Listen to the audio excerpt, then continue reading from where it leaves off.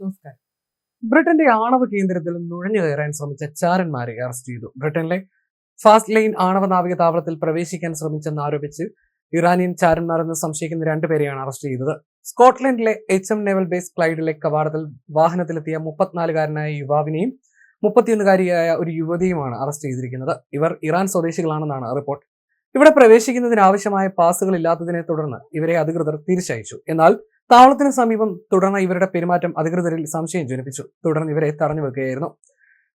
Trident മിസൈലുകൾ ഘടിപ്പിച്ച vanguard കപ്പലുകൾ ഉൾപ്പെടെയുള്ള ബ്രിട്ടന്റെ ആണവ അന്തർവാഹിനികളുടെ ആസ്ഥാനമാണ് സ്കോട്ട്ലൻഡിലെ ഈ നാവിക താവളം.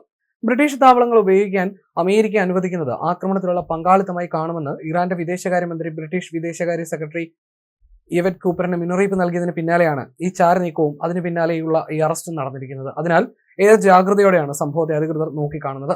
ഇറാനെതിരെയുള്ള അമേരിക്കൻ ഇസ്രായേൽ സൈനിക നടപടികളിൽ ബ്രിട്ടൻ സ്വീകരിക്കുന്ന നിലപാടിൽ ഇറാൻ വിദേശകാര്യമന്ത്രി അബ്ബാസ് അരഗ്ചി പ്രതിഷേധം അറിയിച്ചിരുന്നു. നിന്നും ഇന്ത്യൻ മഹാസമുദ്രത്തിലെ ഡീഗോ ഗാർഷ്യയിൽ നിന്നും ഇറാന്റെ മിസൈൽ കേന്ദ്രങ്ങൾക്കെതിരെ ആക്രമണത്തിന് സർ കീർ സ്റ്റാർമർ അമേരിക്കയ്ക്ക് അനുമതി നൽകിയിരുന്നു. സംഭവത്തിൽ അന്വേഷണം നടന്നുകൊണ്ടിരിക്കുന്ന വിഷയമായതിനാൽ ഇതിനെക്കുറിച്ച് കൂടുതൽ പ്രതികരിക്കാനില്ലെന്നും അധികൃതർ വ്യക്തമാക്കി. ഗ്ലാസ്ഗോയിൽ നിന്ന് 25 മൈൽ വടക്കു പടിഞ്ഞാറായി സ്ഥിതി ചെയ്യുന്ന ഈ താവളത്തിൽ ആണവ റിയാക്ടറുകൾ ഉപയോഗിച്ച് പ്രവർത്തിക്കുന്ന അന്തർവാഹിനികളാണുള്ളത്. കഴിഞ്ഞ വർഷം ആദ്യം ഈ താവളത്തിൽ ഗുരുതരമായ ഒരു ആണവ അപകടം ഉണ്ടായതായി കഴിഞ്ഞ ഓഗസ്റ്റിൽ റിപ്പോർട്ടുകൾ പുറത്തു വന്നിരുന്നു. റോയൽ മറൈൻ കമാൻഡോയിലെ 43 കമാൻഡോ ഫ്ലീറ്റ് പ്രൊട്ടക്ഷൻ ഗ്രൂപ്പുമാണ് ഫാസ്റ്റ് ലൈൻ നാവിക താവളത്തിന് സുരക്ഷ ഒരുക്കുന്നത്. ഇറാന്റെ വിമർശനം വിദേശകാര്യമന്ത്രി അബ്ബാസ് അരഗ്ചി ടെലിഗ്രാമിൽ പങ്കുവച്ച കുറിപ്പിലൂടെയാണ് പുറത്തു വന്നത്. ഈ നടപടികൾ തീർച്ചയായും ആക്രമണത്തിലുള്ള പങ്കാളിത്തമായി കണക്കാക്കപ്പെടും. കൂടാതെ ഇരു രാജ്യങ്ങളും തമ്മിലുള്ള ബന്ധത്തിന്റെ ചരിത്രത്തിൽ ഇത് രേഖപ്പെടുത്തുകയും ചെയ്യുമെന്നായിരുന്നു അദ്ദേഹത്തിന്റെ കുറിപ്പ്. പരമാധികാരവും സ്വാതന്ത്ര്യം സംരക്ഷിക്കാനുള്ള നിങ്ങളുടെ സ്വാഭാവികമായ അവകാശം ഞങ്ങൾ നിലനിർത്തുന്നുവെന്നായിരുന്നു ബ്രിട്ടന്റെ നിലപാടിനെ ന്യായീകരിച്ചുകൊണ്ട് പ്രധാനമന്ത്രി സർ കീർ സ്റ്റാർമറുടെ ഔദ്യോഗിക വക്താവ് പ്രതികരിച്ചത്. ഞങ്ങളുടെ നിലപാട് വളരെ വ്യക്തമാണ്. ഞങ്ങൾ ആദ്യത്തെ ആക്രമണങ്ങളിൽ പങ്കുചേർന്നിട്ടില്ല. വലിയ യുദ്ധത്തിലേക്ക് വലിച്ചിഴക്കപ്പെടാൻ ഞങ്ങൾ ആഗ്രഹിക്കുന്നുമില്ല.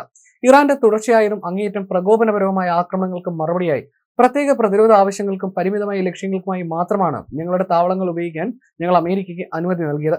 അടിയന്തര ഭീഷണി ഇല്ലാതാക്കാനും നയതന്ത്രത്തിന്റെ പാത പുനഃസ്ഥാപിക്കാനുമുള്ള ഏറ്റവും നല്ല മാർഗം ഇതാണെന്ന് ഞങ്ങൾ എപ്പോഴും വിശ്വസിക്കുന്നുവെന്നും സംഘർഷത്തോടുള്ള പ്രധാനമന്ത്രിയുടെ സമീപനം വളരെ മിതത്വമുള്ളതായിരുന്നുവെന്നും ഹൗസിംഗ് സെക്രട്ടറി സ്റ്റീവ് റീഡ് പറഞ്ഞു. സാഹചര്യത്തിൽ ഗവൺമെന്റ് ഉചിതമായ രീതിയിൽ ഇടപെടാൻ തയ്യാറാണെന്നും അദ്ദേഹം കൂട്ടിച്ചേർത്തു. ഗവൺമെന്റ് സാഹചര്യം ഓരോ മണിക്കൂറിൽ നിരീക്ഷിച്ചുകൊണ്ടിരിക്കുകയാണ്. മാറ്റങ്ങൾക്കനുസരിച്ച് ഉചിതമായ രീതിയിൽ ഇടപെടാൻ ഞങ്ങൾ സജ്ജരാണെന്നും അദ്ദേഹം വ്യക്തമാക്കി.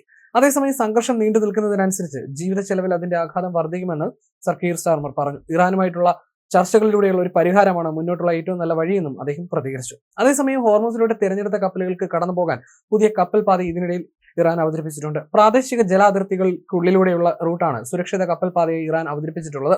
ഇറാൻ അധികൃതരിൽ നിന്നും അനുമതി ലഭിച്ച കപ്പലുകൾക്ക് മാത്രം കടന്നു പോകാനുള്ള ഇടനാഴിയാണിത്. ഹോർമുസ് പൂർണ്ണമായും തുറക്കുന്നതിന് പകരം നിയന്ത്രിതമായ ബദൽ മാർഗമാണ് ഇറാൻ ഉപയോഗിക്കുന്നത്. നിലവിലെ ക്രമീകരണ പ്രകാരം കപ്പലുകൾ ഇടനാഴിയിൽ പ്രവേശിക്കുന്നതിന് മുൻപ് പരിശോധനകൾ ഉണ്ടാകും.